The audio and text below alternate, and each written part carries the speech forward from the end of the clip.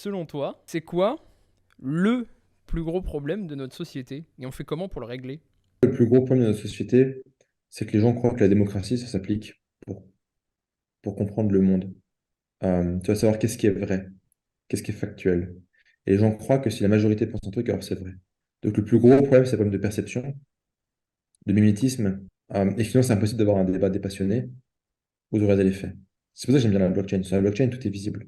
Il n'y a pas de ouais, peut-être que, mais il a dit que. Tout est visible, tout est transparent, tout est accessible à tout le monde. Ah, c'est pas facile à lire, mais tout est disponible, quoi. C'est la vraie de vraie démocratie. Ouais, et le souci, enfin, de transparence, tu vois. Et le souci, c'est. Je suis en train de lire un livre pas mal d'un mec qui s'appelle. Enfin, c'est le best-of des idées d'un mec qui s'appelle Balaji. Balaji, très intéressant. Et le mec, il te dit, ouais, en fait, on analyse les systèmes de contagion et de viralité de maladies physiques. Ok, t'as une épidémie de grippe, je sais pas trop quoi. Ok. Mais personne ne s'intéresse à analyser les mécanismes de contagion, de propagation, de viralité de maladies mentales ou finalement d'idéologie foireuse, tu vois. Hmm. Et pour moi, un des plus gros problèmes est là. Est-ce que c'est le plus gros problème? Je sais pas, mais un des plus gros problèmes est là. Parce qu'il y a une incapacité, si tu veux, juste à parler des faits, quoi. Il y a une incapacité juste de dire, OK, est-ce qu'on peut établir un track record? Est-ce qu'on peut établir j'ai une database de faits qui sont vrais, quoi, qui sont ceux qui on est d'accord, quoi? Est-ce qu'on peut être un peu data-driven, quoi? Enfin, les mecs qui sont là encore à s'écharper sur les vaccins, ils marchent pas. Putain, mais foutez la data sur la blockchain, ça sera réglé en 5 minutes. Foutez toute la data sur la blockchain, le débat, il est réglé en 5 minutes. Next. Donc les deux perspectives d'avenir pour construire une grande société, c'est soit on bascule dans le totalitarisme et il y a un gars qui reste pendant 30 ans et qui décide de tout avec des règles hyper strictes, ou alors on fout en place une société libéraliste et démocratique avec la blockchain, quoi.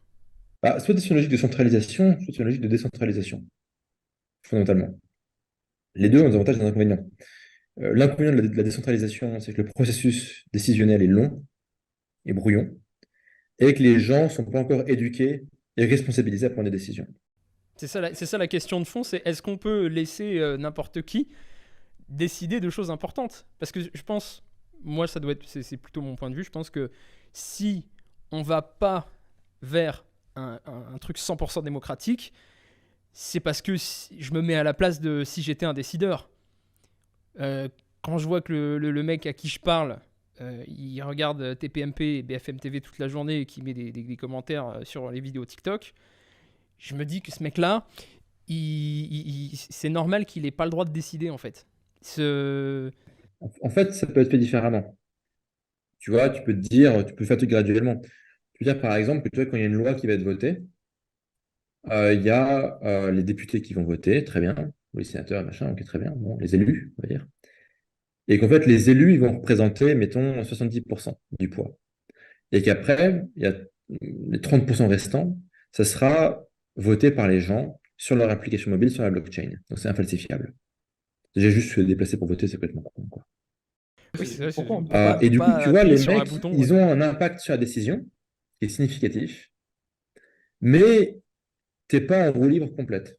Et donc, tu peux responsabiliser les gens, tu peux les faire passer à l'action sans friction. Et tu vois, tu as des méthodes un peu. Enfin, tu peux imaginer des trucs un peu comme ça. Enfin, tu as des méthodes de gouvernance un peu intermédiaires qui sont intéressantes.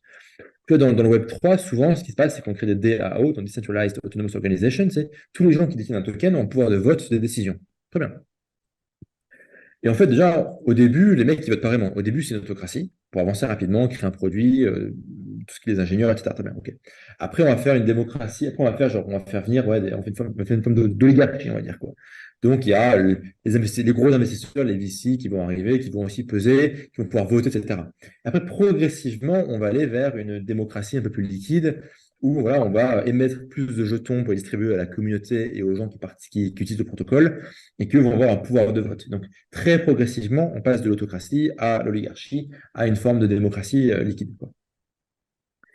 Euh, et c'est un processus, si tu veux. Après, dans les méthodes de gouvernance, ce qui est intéressant, c'est ouais, on va pas demander à tout le monde d'aller voter avec leur wallet. OK, est-ce qu'on change le logo? Est-ce que on file 10 balles à un influenceur? Non, trop compliqué. Donc, ce qui peut être imaginé, c'est que les holders, donc les détenteurs de tokens, vont voter pour élire un conseil. OK. Et ce conseil prend toutes les décisions de moins de X dollars peut voter, enfin peut juste décider de toutes les décisions de design, de marketing, de machin. Évidemment, le conseil doit rendre des comptes, donc il doit dire, bah, ça y est, on a décidé ça, ça, ça, on a fait ça, ça, ça, ça, etc. Et à n'importe quel moment, s'il y a plus de X personnes qui font une pétition, on peut faire une élection, un référendum, tu vois, pour savoir si tel ou tel membre pour virer un membre du conseil. On estime que ce membre-là, bah, en fait, je sais pas, il y a des problèmes, ça va pas du tout, machin, ou il est pas du tout actif, il fout rien, ou j'en sais rien, tu vois. Ok, bah, on fait une élection pour voir si on dégage le mec, et ça. Et puis là, les gens votent et on voit ce qui se passe. Euh, et le conseil, il est élu pour, je sais pas, 18 mois, et tous les 18 mois, bah, voilà, on fait une élection, etc. Donc en fait, tu as plein de méthodes en fait, d'organisation autre que, vas-y, démocratie représentative ou, oh, putain, autocratie complète, quoi. Ou anarchie, mais putain, t'as plein de méthodes alternatives d'organisation et de coordination des humains et des égoïsmes. C'est assez intéressant. Et du coup, le laboratoire de la blockchain est sympa. C'est tous les projets qui sont dit, vas-y, on est en mode DAO pur. Donc, en gros, tout le monde peut voter sur tout. Mais en fait, il ne se passe rien. Toi, tu Mm. prends Ethereum, par exemple, le gros souci d'Ethereum comme technologie, comme communauté, c'est que c'est plutôt démocratique, on va dire. Et que les mecs, en fait, c'est des débats sans fin pour prendre des décisions. Et donc, ça prend 10 plombs et ça avance pas. La force du truc, c'est que c'est très antifragile. Mhm. Mais putain, ça prend du temps, quoi. Est-ce qu'il n'y a Là où pas les blockchains beaucoup plus centralisées vont avoir des développements technologiques beaucoup plus rapides parce que les mecs sont OK, on y va, on y va.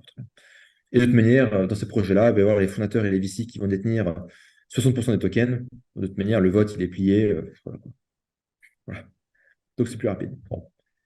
Donc, tu vois, mais il y a plein de méthodes d'organisation, il y a plein de solutions technologiques ouais, qui permettent des choses, quoi. Franchement, des votes, déjà, je te dis, mais les machines à voter. Et je dis pas que c'est bullshit, mais qu'est-ce que j'en sais, moi? Ouais, on fait confiance au mec. Le mec, c'est qui? Bon, c'est un gars qui fait une machine à voter. Qui check que le mec, il triche pas avec ses machines à voter? Ouais, bah, il y a l'État, machin. Ok, mais ah ouais, enfin, c'est qui, c'est où, c'est comment? Tu vois, enfin, est-ce qu'on peut avoir confiance? Les mecs qui comptent les bulletins, on peut avoir confiance ou pas? Je me suis toujours posé la question. Et un être humain peut se tromper au bout de 2 heures Ouais, mais de en fait, comptage. ça marche parce que les gens ont une grande foi. Mm. En fait, il y a un truc qui s'appelle l'été, genre dans un bâtiment, tu as des murs porteurs. Dans une société, tu as des mythes porteurs. Donc, il y a le mythe de la démocratie, qui est la vraie démocratie, il n'y a pas de triche et tout, machin.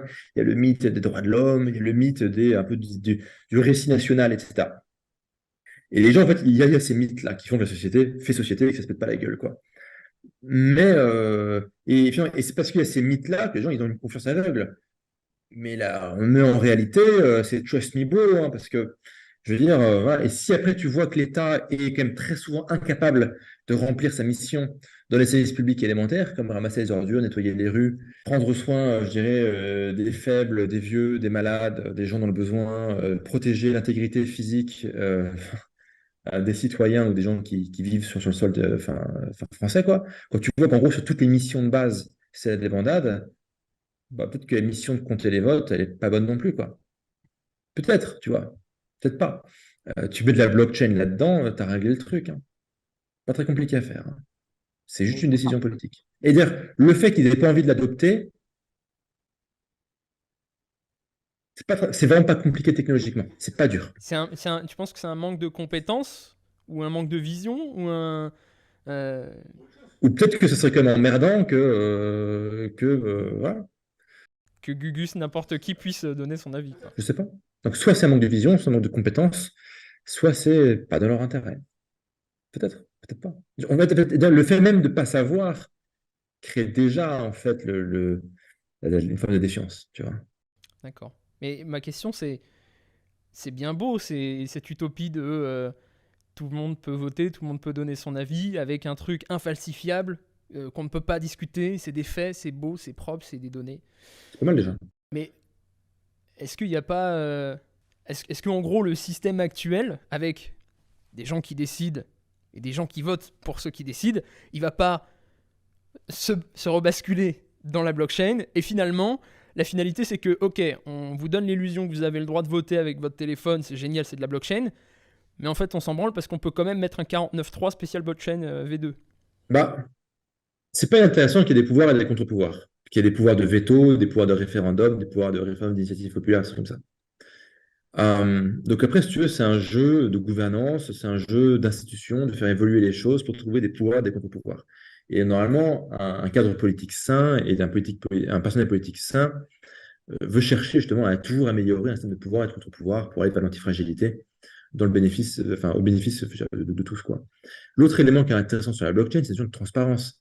C'est qui touche les subventions, qui touche les contrats publics, combien est dépensé, qui décide et qui signe pour dépenser, où va l'argent? Où va l'argent, putain? Elle est où la thune, quoi? Elle est où la thune? Avec ce qu'on lève comme argent en impôt, elle va où la thune? Ça ne Ah, sert pas juste à bombarder des pays musulmans. Surtout qu'on dépense beaucoup d'argent à bombarder le monde musulman, mais ça ne suffit pas. Elle va où la thune? Ok, il y a 3 migrants et tout qui prennent de l'aide médicale, je ne sais pas quoi, d'État, machin, etc. Ok, elle est où la thune? Elle va où la thune? Tous les niveaux. avec La mairie de Paris, avec un elle fait quoi système avec la de. thune, putain? Bah, tu veux, t'introduis un coup de transparence là-dedans, Hmm. nombre d'heures travaillées, qui vote quoi, qui décide quoi, qui signe quel budget, qui touche ce budget, qui touche quel contrat. Tu mets un coup de transparence là-dedans et tout le monde en contrôle F, en commande F, peut tout voir. Ça discipline d'un coup, hein. Alors là, putain, je veux dire, bizarrement, il n'y a plus de déficit. Le Web3 et la blockchain ouvrent des possibilités très. Enfin, il y a un côté un peu utopique dans ce que je dis, j'entends. Mais écoute, on a le droit de rêver un peu, quoi. Oui, on est des vendeurs de rêves avant tout. C'est marche de rêve, merde.